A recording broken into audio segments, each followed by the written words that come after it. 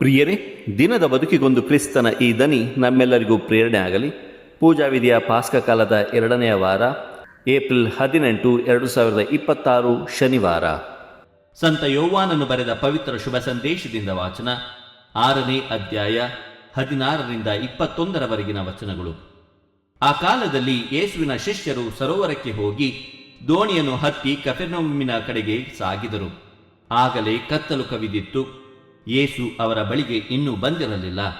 ಅಷ್ಟರಲ್ಲಿ ರಭಸವಾದ ಗಾಳಿ ಬೀಸತೊಡಗಿತು. ಸರೋವರವು ಅಲ್ಲೋಲ ಕಲ್ಲೋಲವಾಯಿತು. 5-6 ಕಿಲೋಮೀಟರ್ನಷ್ಟು ಹುಟ್ಟು ಹಾಕಿರಬೇಕು. ಆಗ ಯೇಸು ನೀರಿನ ಮೇಲೆ ನಡೆಯುತ್ತಾ ದೋಣಿಯನ್ನು ಸಮೀಪಿಸುತ್ತಿರುವುದು ಶಿಷ್ಯರಿಗೆ ಕಾಣಿಸಿತು. ಅದನ್ನು ನೋಡಿ ಅವರು ಹೆದರಿದರು.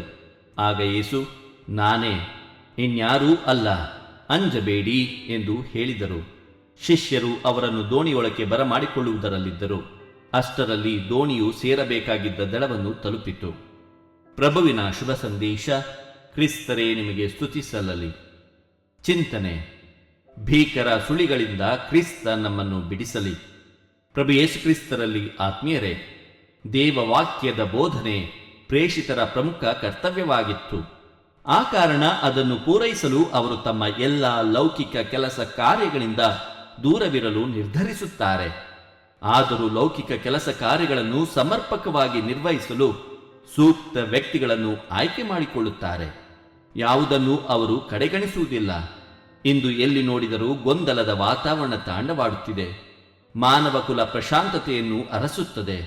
ಆದರೆ ಬಹುಮಂದಿ ದುಡುಕಿ ಅದನ್ನು ಮಾದಕ ವಸ್ತುಗಳಿಂದ ಪಡೆಯಲು ಪ್ರಯತ್ನಿಸಿ ಅವುಗಳ ಗುಲಾಮರಾಗಿ ವೇದನೆಯ ಸುಳಿಯಲ್ಲಿ ಸಿಲುಕಿಕೊಂಡಿರುವುದರಿಂದ ಅವರ ಜೀವನ ಅಲ್ಲೋಲ ಕಲ್ಲೋಲವಾಗಿದೆ. ಅಂತಹ ಭೀಕರ ಸುಳಿಗಳಿಂದ ಕ್ರಿಸ್ತ ನಮ್ಮನ್ನು ಬಿಡಿಸಲು ಅಂಜಬೇಡಿ, ನಾನಿದ್ದೇನೆ ಎಂಬ ಭರವಸೆಯನ್ನು ನಿತ್ಯವೂ ನೀಡಿ ಆಶಾದಾಯಕ ಬದುಕಿಗೆ ಕರೆದೊಯ್ಯುತ್ತಾರೆ. ದೇವರು ನಮ್ಮೆಲ್ಲರನ್ನು ಆಶೀರ್ವದಿಸಲಿ. ಇದು ದನಿ ಮಾಧ್ಯಮ ಮನೆಯ ಕೊಡುಗೆ. ಧ್ವನಿ ವಂದನೆಯ ಸ್ವಾಮಿ ಶಾಂತಕುಮಾರ್ ಜೆ, ಬೆಂಗಳೂರು ಮಹಾಧರ್ಮ ಕ್ಷೇತ್ರ.